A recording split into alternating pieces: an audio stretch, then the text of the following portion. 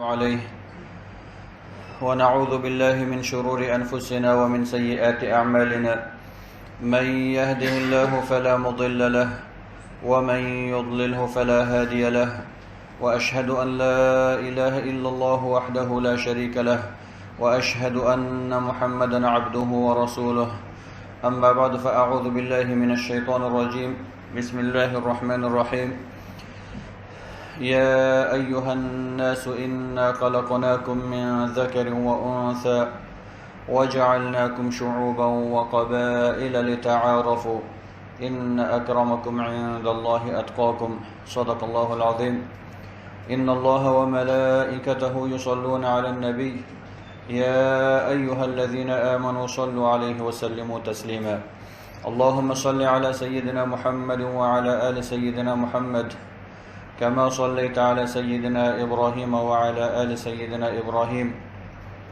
وبارك على سيدنا محمد وعلى آل سيدنا محمد كما باركت على سيدنا إبراهيم وعلى آل سيدنا إبراهيم في العالمين إنك حميد مجيد.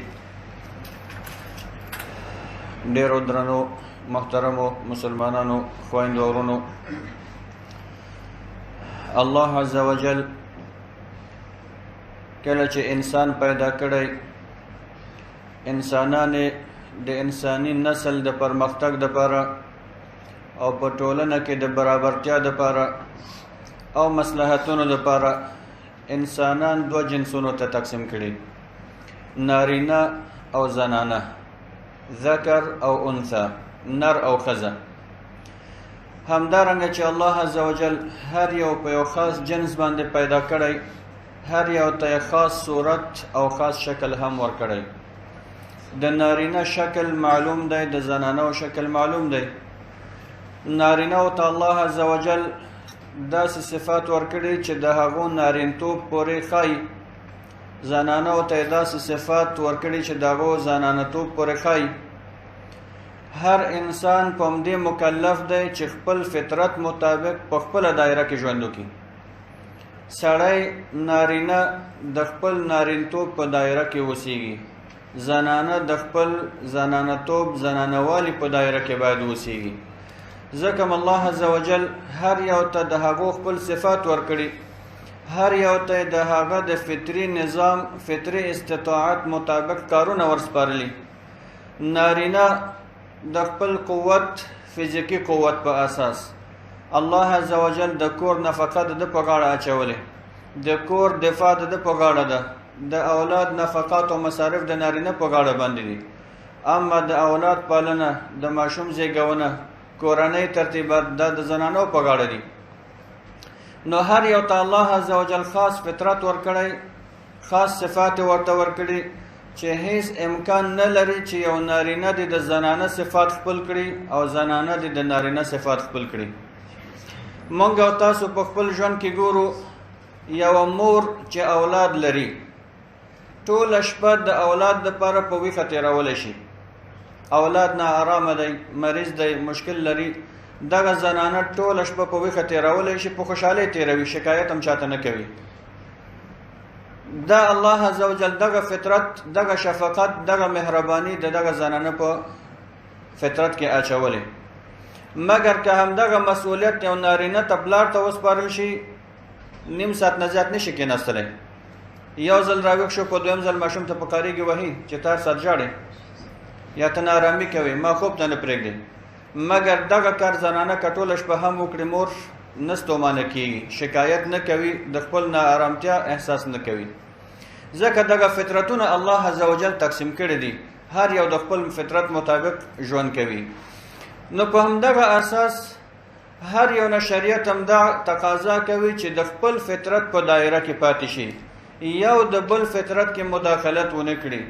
نارینه باید د زنانه صفات ځان ته وانخلي او زنانه د نارینه صفات ځان ته وانخلي. هر یو په خپل چوکاټ کې باید ژوند وکړي. مګر نن وخت کې مونږ او تاسو ګورو چې ټولنه کې د غربي فرهنګونو، د غیر اسلامي کلتورونو د پیروي په اساس یو تعداد ځوانان د کمترۍ په احساس کې واقع دي. هغه خپل فطرت هیر کړی چې زه الله نارینه پیدا کړی یم، یا زه الله زنانه پیدا کړی یم باید خپل فطرت کې اوسېږم، خپل صفات، خپل هغه مروءت، خپل شخصیت په خپل فطري چوکاټ کې باید وساتم. زه د غربي دستوراتو په اساس باندې د هغو د فرهنګونو او کلتورونو په اساس باندې هغه فرهنګ خپل کور ته راوړي، خپل ټولنې ته راوړي، یو د بل تقلید او پیروي کوي. نن وخت یو تعداد ځوانان ګوري چې خپل نارینتوب کې کموالی احساسوي. دی نارینه دی، سړی دی، مګر په خپل سړیتوب کې، په خپل نارینوالي کې به دی د کمترۍ احساس کوي چې ولا زه ناقص یم، او دی به د خپله کمتري پوره کول غواړي، مګر څه شي کې پوره کول غواړي؟ زنانه توب کې. ځان نه به ښځه جوړوي، د ښځې صفات به خپلوي، د ښځې پیروي او تقلید به کوي، خپل فطري فطرت پرېږدي، زی د یو بل جنس فطرت ځان ته خوښوي. یا یو تعداد داسې خویندې او مسلمانانې هم شته زنانه چې هغو په د خپل زنانه توب فطرت کې د کمترۍ احساس کوي، خپل فطرت، خپل صفات، خپل اخلاقیات پرېږدي، ځان نه به سړی جوړ کړي. هر هغه سړی چې کوشش کوي چې د زنانو صفات خپل کړي، زنانو سره مشابهت پیدا کوي، که دغه مشابهت په هر مجال او میدان کې وي چې وروسته زه اشاره ورته کوم، دې ته په حدیث کې لعنت ویل شوی دی. او هغه زنانه چې خپل زنانه توب فطرت پرېږدي، د نارینهو تقلید کوي، ځان نه سړی جوړوي، یا د نارینهو صفات ځان ته اخلي، دې ته په حدیث کې لعنت ویل شوی دی. رسول الله صلی الله علیه وسلم په حدیث شریف کې مونږ او تاسو ته فرمایي، دا حدیث صحیح بخاری کې دی، عبدالله ابن عباس رضی الله عنهما روایت کوي، فرمایي لعن رسول الله صلی الله علیه وسلم المتشبهین من الرجال بالنساء والمتشبهات من النساء بالرجال. الله عز وجل لعنت وای په هغه نارینهو باندې چې دوی ځان زنانو سره برابروي، د زنانو صفات ځان ته اختیاروي، خپل نارینتوب فطرت پرېږدي، د زنانو تقلید او کاپي کوي. او د الله لعنت دی په هغه زنانه باندې چې دا خپل هغه فطري فطرت زنانه توب پرېږدي، د نارینهو کاپي کوي، د نارینهو تقلید کوي، ځان نه د نارینهو سیره ځان ته اخلي، یا دغه مشابهت په نورو مسایلو کې کوي چې زه یې وروسته وایم.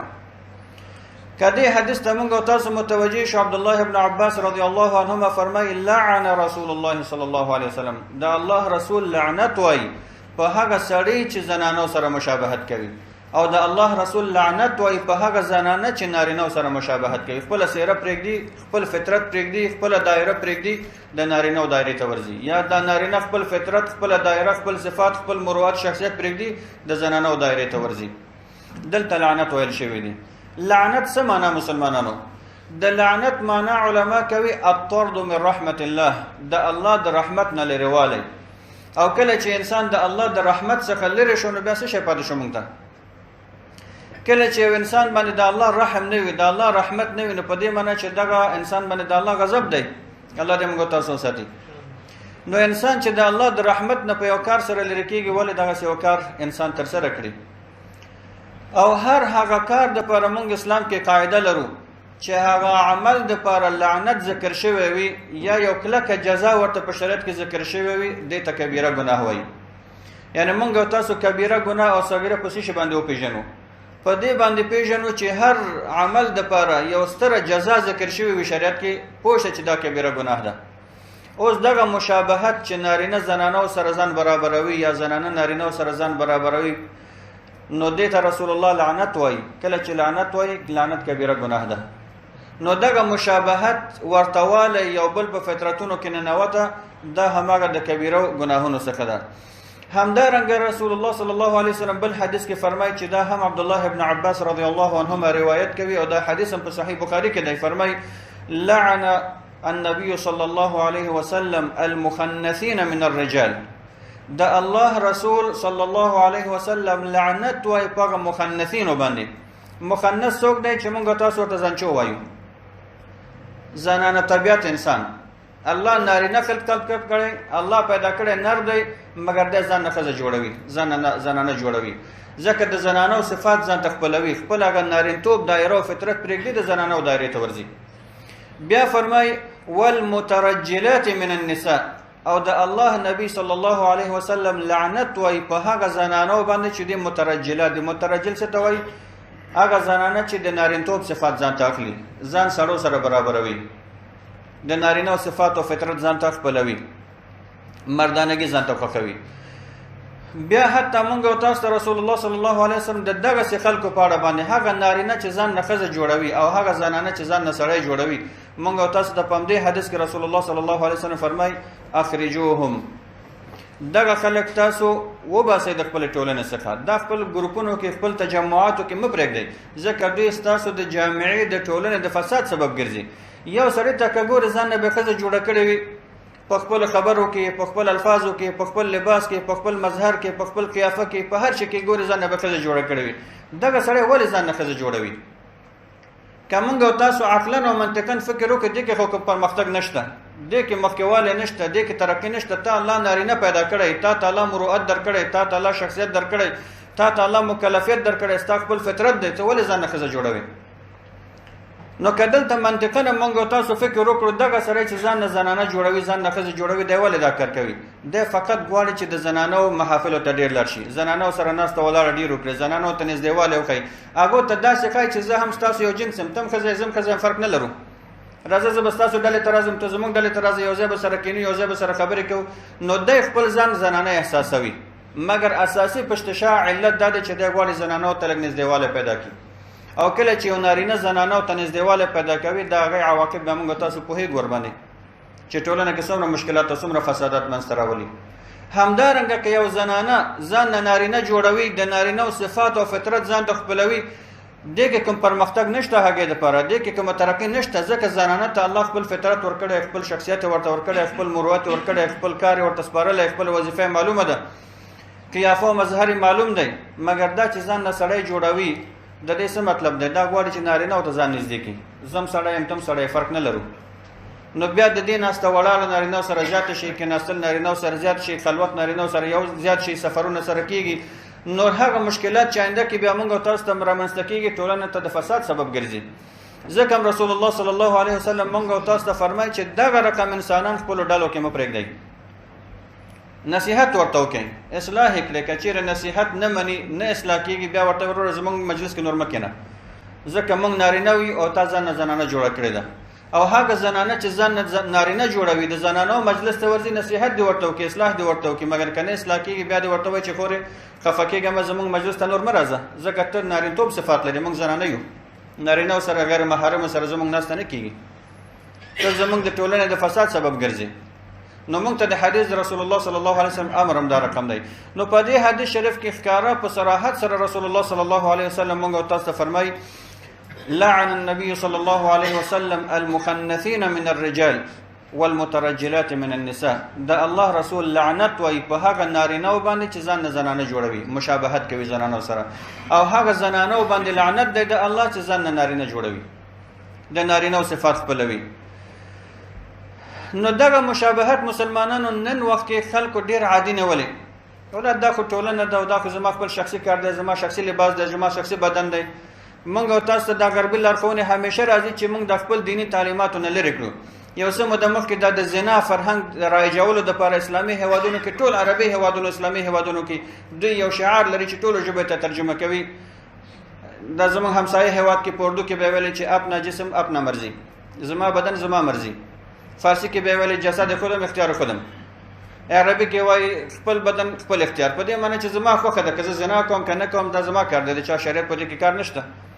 نو اوس هم دوی ځان ته همدغه بهانې کوي، اولا زما خپل بدن دی، زما خپل مظهر دی، زما خوښه چې هر رقم ویښتان جوړوم، زما خوښه چې هر رقم لباس اغوندم، زما خوښه چې هر کار کوم. مګر موږ او تاسو د مسلمانانو شریعت او چوکاټ یې ښودلی، نارینهو ته حدود وضع کړي دي چې ته سړی، تا نه شریعت دغه کارونه غواړي، تا نه شریعت غواړي چې ته د کورنۍ دفاع وکړه، ته د خپل مال دفاع وکړه، د خپل عقیدې دفاع وکړه، د خپل وطن دفاع وکړه، د خپل ناموس دفاع وکړه، زنانه ته د نفقه پیدا کړه، اولاد ته د نفقه پیدا کړه، د نارینهو کارونه وکړه، نه دا چې ته ځان نه ښځه جوړه کړې. بیا که ځان نه ښځه جوړوې خو بیا د ښځې نور کارونه هم ته وکړه، اولاد هم ته وزېږوه، د شپې د ماشومانو تربیت هم ته کوه، خاوند هم ځان ته وکړه. نو مګر د غربي دستورات چې موږ او تاسو ته دعوې کوي خو بیا دا نور کارونه هم ته وکړه. نو یو طرف نه ځان نه ښځه جوړوي، بیا بل طرف نه ځان ته سړی وایي. دغه رقم انسان په ټولنه کې ځای نه لري مسلمانانو. یا هغه زنانه چې دغه کار ځان ته ډېر سطحي او عادي نیسي چې زما خپل طبیعت دی، زما خپل زړه دی، شریعت در سره دا نه مني. که ته خپل نفس کې اختیار لري هر څه چې زړه دی کوه، مګر که ځان ته مؤمنه او مسلمانه وایي د شریعت چوکاټ ته به غاړه ایږدي. د شریعت په حدودو کې به خپل ژوند کوي. ته الله زنانه پیدا کړی، تا ته الله ډېر کلک احترام درکړی دی، تا ته عظمت درکړی، تا ته کرامت درکړی، جنت ستا د پښو لاندې ښودلې ده. د یو زنانه د پالنې په سبب رسول الله صلی الله علیه وسلم د جنت وعده راکوي موږ او تاسو ته. زنانه ته یو مدرسه او درسګاه ویلې ده، مګر ته د اسلام دغه ټول احترام او عظمت او کرامت او هر شی شاته کوي، د نارینهو تقلید او پیښې کوي. نو بیا چې د نارینهو تقلید او پیښې کوي، د نارینهو کارونه وکړه. چې کله در څخه کار غوښتل کېږي بیا وایي والله زه خو زنانه یم، زنانو طبیعت خو لطیف وي، موږ نه دا کارونه نه دي سخته، مګر بل طرف نه بیا ځان ته سړی وایي. نو دغه عادي کارونه نه دي، دې ته کبیره ګناه وایي په شریعت کې، کبیره ګناه. نن وخت مسلمانانو موږ او تاسو ګورو چې دغه مشابهتونه په مختلفو شکلونو باندې کېږي. مشابهت د نارینه زنانو سره یا د زنانو نارینه سره خپل مختلفې طریقې لري. کله په رفتار کې وي، یو سړی دا تګ رفتار ځان ته داسې غوره کوي چې د ښځو غوندې لاره کې تګ کوي قصدن. دا خپل شخصي رفتار نه دی فطري، مګر دی قصدن کوشش کوي چې د زنانو تقلید وکړي. دا هماغه مشابهت کې شامل دی. یا یو زنانه پاسېږي د نارینه رفتار ځان ته غوره کوي قصدن، خپل فطري رفتار یې هغه رقم نه دی. دا په هغه منهي عنه مشابهت کې شامل دی چې کبیره ګناه ده. کله یو انسان ګوري چې لباس اغوندي، نارینه ته ګوري د زنانو لباس اغوندي، یا زنانه پاسېږي د نارینه لباس اغوندي، دا هماغه مشابهت کې شامل دی. د لباس په اړه مسلمانانو باید ووایو ځینې لباسونه پیژندل شوي دي ټولنه کې چې دا زنانه لباس دی. ځینې لباسونه داسې دي چې مشترک دي، نارینه هم اغوندي زنانه هم اغوندي. دغه مشترک لباس کې مشکل نشته، ځکه ټولنه کې هر سړی پوهېږي چې دا مشترک لباس دی، نارینه هم اغوندي زنانه هم اغوندي. دغه لباس معلوم دی چې د نارینه او د نارینه اغوندي، دا معلوم دی چې د زنانو لباس دی، زنانه اغوندي. هغه لباس چې مشخصا معلوم شوی دی په ټولنه کې په عرف کې پیژندل شوی چې دا د زنانو لباس دی، بیا نارینه پاسېږي هغه اغوندي، دا هغه مشابهت کې شامل دی. هغه لباس چې نارینه پورې خاص دی پیژندل شوی دی په ټولنه کې په عرف کې، زنانه هغه لباس واغوندي، دا مشابهت کوي نارینه سره. همدارنګه مشابهت په خبرو کې هم ده. یو سړی خپل خبرې تمایل کوي، نرمواله په دې کې پیدا کوي، لطافت په دې کې پیدا کوي، کوشش کوي چې د ښځو تقلید وکړي. یا زنانه په خپل آواز کې غلظت پیدا کوي، قوت پیدا کوي، کوشش کوي چې د نارینه غوندې خبرې وکړي، نارینه غوندې خندا وکړه، نارینه غوندې خبرې وکړه، نارینه غوندې ناسته ولاړه وکړه، نارینه غوندې حرکت وکړه، د نارینه لباس وغوندې. دا ټول هغه مشابهت کې چې کبیره ګناه ورته ویل شوي شامل دي. کله کله دغه مشابهت د نارینه او زنانو ترمنځ په زینت کې وي. نن وخت مسلمانانو خویندو ورونو هغه معیارونه د شریعت د منځه تللي دي. زینت هر مسلمان نه غوښتل شوی، زینت د هر مسلمان نه غوښتل شوی، نارینه نه غوښتل شوی، زنانو نه هم غوښتل شوی، مګر د نارینه زینت هم معلوم دی، د زنانو زینت هم معلوم دی. زنانه چې زینت کوي څه شی دی، خو پخوا به دنداسه به وهله، یا مثلا د لبسیرین دي، یا نور میک اپ آلات او آرایش شیان دي، دغه استفاده کوي. د وختانو د پاره غوړو تیل استفاده کوي، مثلا یا ځینې خوشبویانې د خاص زنانو پورې دغه استفاده کوي. یا مثلا کله کله د وختان جوړوي، یا نور وسایل چې د آرایش وسایل زنانه کاروي. مګر نارینه ته دغه ټول شیانو اجازه نشته. د نارینه زینت صفایي ده، نظافت دی. د نارینه زینت مسواک دی. د نارینه زینت د وختانو احترام دی، د ګیرې احترام دی، پاک لباس اغوستل دی. عبد الله ابن عباس رضی الله عنهما فرمای زه دا خوښوم چې خپل میرمنې ته زینت وکړم، ځان پاک کړم، نظافت وکړم، څرنګه چې زه غواړم چې زما میرمن ماته زینت وکړي.